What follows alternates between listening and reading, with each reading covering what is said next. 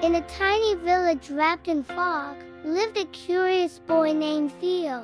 Theo wasn't tall or strong, but he had something special, a brave heart and a big imagination. One day, the town clock tower stopped ticking. No chimes at noon, and no bedtime bell at night. The village was puzzled and quiet. Theo looked up at the tower, then tugged on his boots. "I'm going to find out what happened," he told his cat, Pickles, who blinked slowly. Up, up, up, Theo climbed the winding hill toward the clock tower. The door creaked open with a groan. Inside, giant footprints made the floorboards squeak. Suddenly, boom, something heavy moved above. Theo tiptoed up the stairs, past dusty gears and cobwebs, until he reached the top. There, curled up in a bed of clock springs, was a giant snoring. He had copper goggles on his head, and his toes dangled out of the window. Theo whispered, "Excuse me, Mr. Giant."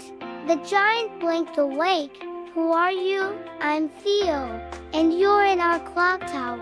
The giant sat up. "Oh dear, I didn't mean to stop the clock. I just needed a nap after fixing the skies all night." Theo blinked. "You fixed the skies?" The giant smiled. "Yes, I moved the clouds and polished the stars, but I broke my time window. Without it, I can't keep the tower ticking." Theo thought, "Then we'll find a new one." And so, a boy and a giant shook hands, and a new adventure began. Theo and the giant climbed into the gearworks, a hidden workshop inside the clouds. Lights sparkled as giant tools floated in the air. "Whoa," said Theo, eyes wide, "this is amazing."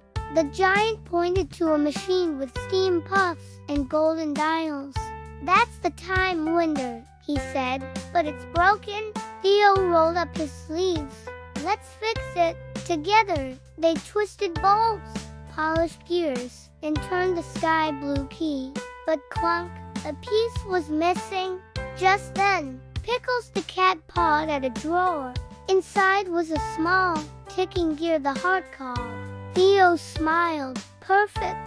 They placed the cog inside. Work! The machine lit up, and the clock tower bells began to chime once more. "Time is back," boomed the giant. The clouds parted, and sunlight poured into the village. People cheered. Pickles purred. The giant knelt down. "Thank you, Theo. You have the heart of a hero." Theo grinned. "You just needed a friend to help." From that day on, Theo became the clock tower keeper, and every time the bell rang, he remembered his sky fixing, star polishing, gear tinkering friend, and every night, a little twinkle above the tower winked good night just for him. The end.